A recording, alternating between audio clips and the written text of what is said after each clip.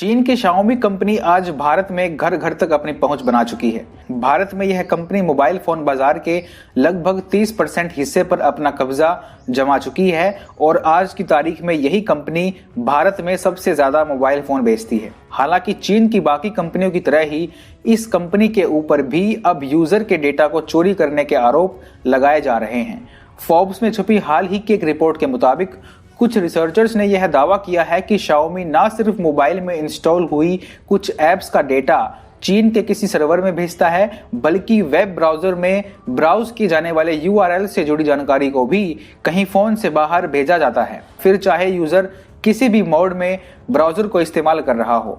Forbes से बात करते हुए सरलिंग नाम के एक व्यक्ति ने बताया कि उसके पास एक Redmi Note 8 फोन है और वह कुछ दिनों से अपने फोन में कुछ अजीब बर्ताव देख रहा था। एक साइबर सिक्योरिटी रिसर्चर होने के नाते जब उसने इस मामले में और जांच की तो पता चला कि फोन का वेब ब्राउजर कई महत्वपूर्ण जानकारियों को चीन में अलीबाबा के सर्वर में पहुंचा रहा था। उस रिसर्चर ने यह दावा किया कि उसका फोन यह सब रिकॉर्ड कर रहा था कि उसने कौन सा फोल्डर खोला है और वह कहां स्वाइप कर रहा है।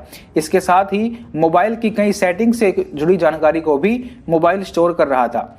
उस रिसर्चर ने आगे बताया कि वैसे तो आज की स्थिति में सभी ब्राउजर्स कुछ न कुछ जानकारी को संबंधित कंपनी के सर्वर के पास भेजते ही हैं, लेकिन Xiaomi का ब्राउजर आवश्यकता से कई गुना ज्यादा जानकारी को चीन के सर्वर में भेज रहा था। यह सबसे ज्यादा चिंता की बात इसलिए है क्योंकि Xiaomi भारत में बेहद लोकप्रिय है और इसके साथ ही दुनिया में एप्पल, सैमसंग और वावे के बाद इसी कंपनी का सबसे बड़ा मार्केट शेयर है। वावे पर पहले ही लोगों का डेटा चोरी करने के आरोप लगते रहे हैं। अब एक और चीन मोबाइल निर्माता पर इस तरह के आरोप लगना चीनी मोबाइल मैन्युफैक्चरर्स के लिए किसी खतरे की घंटी से कम नहीं है। बड़ा सवाल यह है कि आखिर Xiaomi करोड़ों यूजर्स के इतने सारे डेटा को अपने पास रखना क्यों चाहेगा।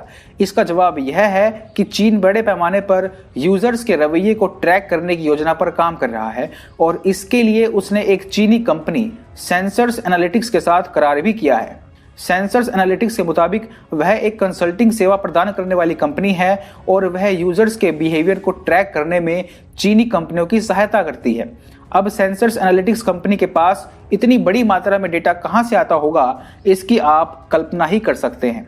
Xiaomi ने इस खबर पर अपनी प्रतिक्रिया भी दी है और यह माना है कि उसने सेंसर्स एनालिटिक्स कंपनी के साथ कुछ संबंध किए हुए हैं, लेकिन कंपनी ने यह दावा किया है कि Xiaomi कंपनी का कोई भी डेटा सेंसर्स कंपनी के सर्वर के साथ साझा नहीं होता है और आवश्यक डेटा को सिर्फ Xiaomi के सर्वर्स तक ही सीमित रखा जाता है। इसी के साथ Xiaomi ने यह भी कहा है कि ये दावे बिल्कुल झूठे हैं कि उसके फोन इस प्रकार यूजर्स के अति संवेदनशील डेटा को चीन में अपने सर्वर में स्टोर करती है और कंपनी ने यह दावा किया है कि वह क्षेत्रीय निजता कानूनों का सख्ती से पालन करती है।